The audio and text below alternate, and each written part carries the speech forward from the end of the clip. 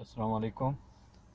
कैसे हैं आप सब लोग? ठीक ठाक हैं, खैरियत से हैं? आज मैं आप लोगों से एक बात शेयर करना चाहूँगा जो सऊदीया के मुतालिक बहुत लोग गलत भी हैं, कुछ सही भी हैं। इतनी बातें हैं कि आदमी शशो पानी में पड़ जाता है कि क्या हकीकत है क्या गलत है। लेकिन मैं एक बात कहना चाहूँगा, मुझे यहाँ रहते हुए बहुत अरसा हो गया, तो कुछ चीज़ें यहाँ की बहुत अच्छी हैं, कुछ चीज़ें जो हैं वो हैं, कुछ आजकल नए फीसें और ये आ गई जो मसाइल पैदा कर दी, जिस वजह से बिज़नेस भी मुतासर हो रहा है। और उसके बाद जो है कुछ चीज़ें ऐसी हैं जो आपको जिसके लिए लोग यहाँ आते हैं, मसलन जो गरीब लेबर है या जो गरीब तबका है, मुतवसत तबका है, उनको यहाँ पर एसी और खाना वगैरह मैसर होने की वजह से लोगों की तरजीहात में शामिल है कि यहाँ पर हैं। और जो सबसे बड़ी चीज़ है वो ये है कि हरमैन यहाँ पर मौजूद हैं, जिसकी बरकत से हर आदमी फैज़याब होना चाहता है। तो कुछ लोगों का ख्याल है कि सऊदी चोर हैं, कुछ लोगों का ख्याल है कि सऊदी का फिर पैसा खा रहे हैं। ये सब ठीक है, पैसा भी बहुत लोग खा रहे हैं यहाँ पर, ऐसी बात नहीं है कि नहीं खा रहे। लेकिन एक चीज़ मैं आप लोगों को बताना चाहूँगा कि आप लोग चाहे यहाँ पाकिस्तानी हो या इंडियन हो, यहाँ साउथ एशिया में इस वक्त भी सबसे अच्छा नाम टॉप मैनेजमेंट में पाकिस्तानी ही है। और पाकिस्तानियों के एक रहन सहन का अंदाज़ है जो साउथ एशिया में सबसे बेहतर है। लेकिन आपको जब किसी दूसरे मुल्क में रहना है, चाहे आप यहाँ पर रहें, चाहे अमेरिका में रहें, चाहे यूके में रहें, कनाडा में रहें, जब तक आप उनके कल्चर में नहीं ढलेंगे तो आपकी वहाँ इज़्ज़त नहीं होगी। जब तक आपको उनकी ज़बान नहीं आएगी, आप लोगों की इज़्ज़त नहीं होगी।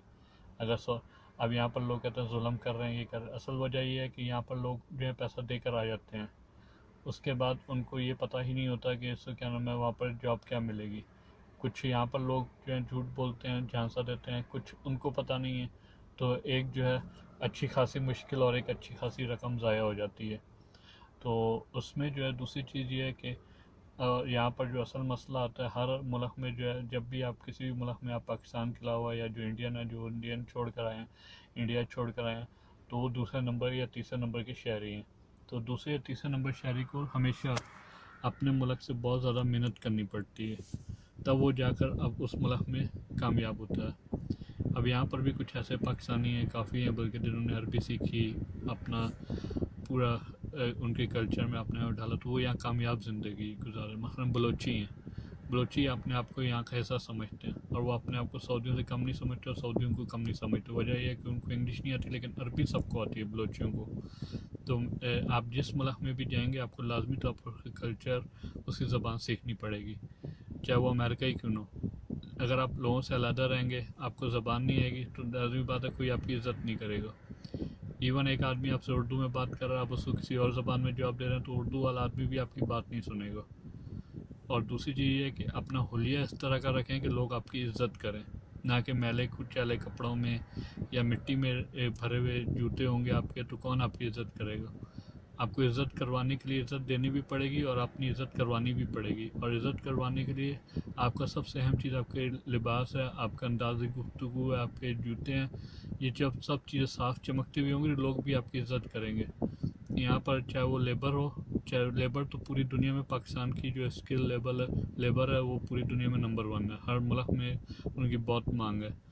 तो लेबर हो चाहे टॉप मैनेजमेंट हो, तो इधर हर जगह जो है पाकिस्तानियों की एक ख़ास हैसियत है। लेकिन मसला ये है कि इस ज़बान की और अपने हुलिये की वजह से बहुत जगह पर साउथ एशिया के लोग मार खा जाते हैं। फिर वो ये कहते हैं कि उन्होंने हमसे ये किया, बदतमीज़ी की। बदतमीज़ी तभी करेंगे कि जब उनको आपकी बात नहीं समझ आएगी, तब वो आपको कोई हैसियत नहीं देंगे, हकारत से देखेंगे।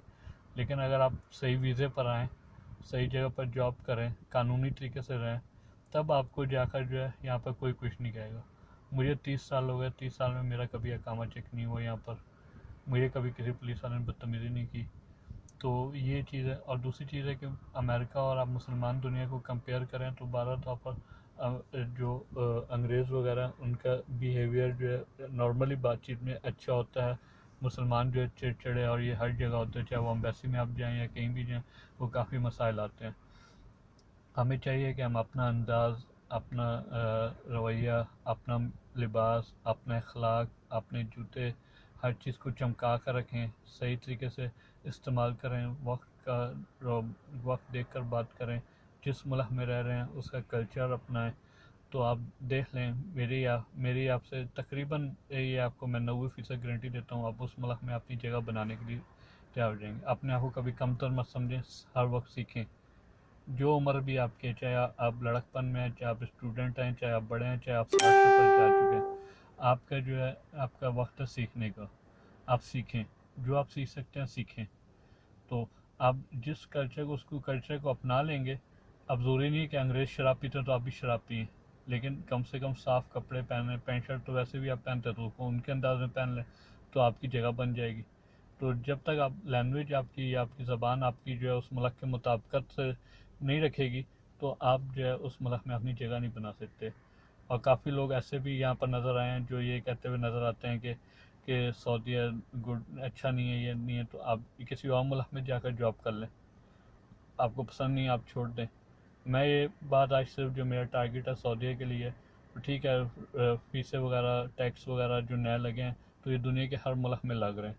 और थोड़ा सा इनके काफ़ी जगह बिज़ी भी हैं, इनका तेल की भी प्रॉब्लम आ गई, इनका यमन की तरफ भी ये इनके फ़ौज बिज़ी होने की वजह से इनकी इकनॉमी को काफ़ी फ़र्क पड़ा पहले की निस्बत अभी भी। लेकिन अल्हम्दुलिल्लाह अभी भी साउथ एशिया वगैरह के मुल्कों की निस्बत बहुत फ़र्क है, तो बहुत उनसे बेहतर है। तो ये चीज़ दूसरी चीज़ है कि हर जगह अपनी जगह बनाने के लिए आपको खुद मेहनत करनी पड़ेगी।